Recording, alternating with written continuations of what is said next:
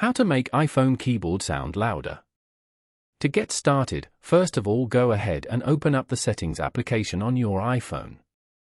Once you're here, scroll down until you find the Sounds and Haptics option and tap on it.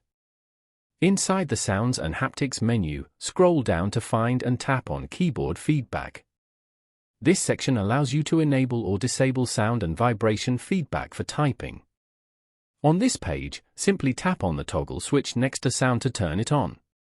The keyboard will now play a sound every time you tap on a key. To make the sound louder, swipe down from the top right of your screen to open the control center.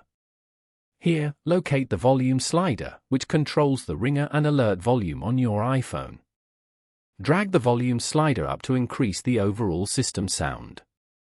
This will also raise the volume of your keyboard clicks. Following these steps, you can easily make the iPhone keyboard sound louder.